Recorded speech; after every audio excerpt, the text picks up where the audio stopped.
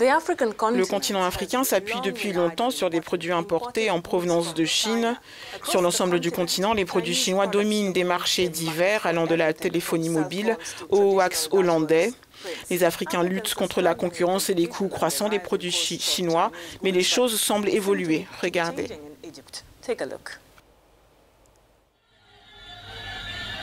Depuis des décennies, les produits made in China sont particulièrement prisés sur le marché africain.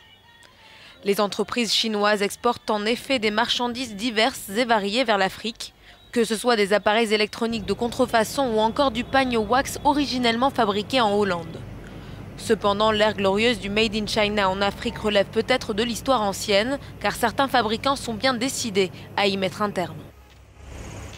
Un précurseur égyptien basé au Caire ambitionne de reprendre le monopole de la fabrication de lanternes aux Chinois. Il fabrique des lanternes traditionnelles du Ramadan, mais y ajoute une touche de modernité. Ce qui fait le succès de ces lanternes, ou fanous comme elles sont appelées ici, c'est le fait qu'il y appose des portraits de footballeurs égyptiens et de pop stars en acrylique. Un plus original dont ne bénéficient pas les lampes en bois traditionnelles fabriquées en Chine.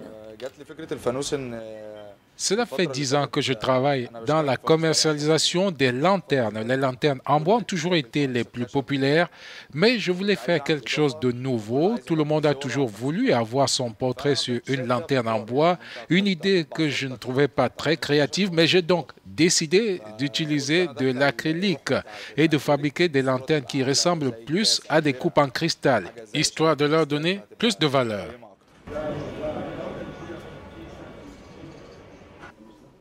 Les commerçants au Proche-Orient continuent de faire face à l'augmentation des prix des produits chinois. L'Égypte ne fait pas exception à la règle et les entrepreneurs comme Gamal sont directement touchés par la précarité résultant de l'inflation. L'an dernier, les autorités ont annoncé l'interdiction à l'importation de toutes les contrefaçons de produits artisanaux de façon à protéger l'identité égyptienne et les droits de propriété intellectuelle. Bien que les artisans comme Gamal sont encore et toujours confrontés à cette concurrence déloyale. Toutes les lanternes que l'on trouve sur le marché aujourd'hui sont évidemment fabriquées en Chine. Et mon ambition ou mon rêve est que nous n'en importions plus. Mon rêve est d'exporter des lanternes égyptiennes vers la Chine.